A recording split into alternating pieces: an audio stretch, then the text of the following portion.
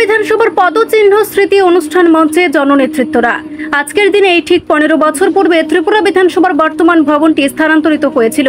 এই দিনটিকে ঐতিহাসিক জুলাই ত্রিপুরা বিধানসভার পদচিহ্ন স্মৃতির পদবি সম্মান, দায়বদ্ধতা ও গৌরবের যাত্রা বলে আখ্যা দেওয়া হয়েছে। আজ এই উপলক্ষে এক বৃক্ষরোপণ কর্মসূচির আয়োজন করা হয় বিধানসভায়। অনুষ্ঠান মঞ্চে উপস্থিত ছিলেন মুখ্যমন্ত্রী ডক্টর মানিক সাহা, মন্ত্রী রতনলাল নাথ, মন্ত্রী অনিমেষ দেববর্মা, বিরোধী দলনেতা জিতেন চৌধুরী, বিধায়ক গোপাল চন্দ্র রায়, বিধায়ক বেজেশ সিনহা, বিধায়ক দীপক মজুমদার, বিধানসভার অধ্যক্ষ বিশ্ববন্ধু সেন, বিধানসভার মুখ্য সচেতন কল্যাণী রায়, মন্ত্রী প্রণজিৎ সিংহ রায়, মন্ত্রী বিকাশ দেববর্মা, বিধানসভার উপাধ্যক্ষ রামপ্রসাদ পাল সহ আরো অন্যান্যরা। এদিনের অনুষ্ঠান মঞ্চ থেকে বিরোধী দলনেতা জিতেন্দ্র চৌধুরী বিস্তারিত আলোচনা করতে গিয়ে বললেন, নমস্কার।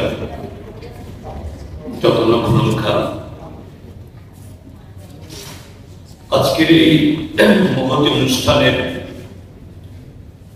মাননীয় সভাপতি তথা ত্রিপুরা বিধানসভার মাননীয় অধ্যক্ষ মহোদয়, মঞ্চে আসীন আছেন লিডার অফ দ্য হাউস তথা ত্রিপুরা সরকারের মাননীয় মুখ্যমন্ত্রী ডক্টর প্রফেসর শ্রী মানিক সাহা মহোদয়,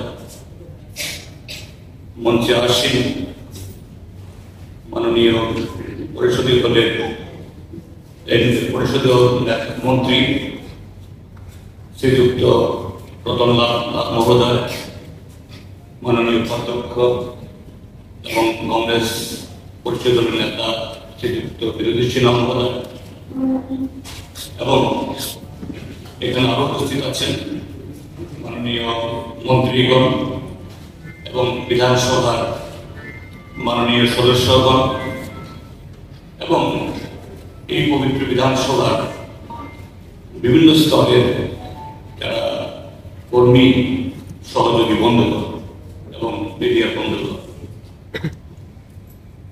আমি প্রথমে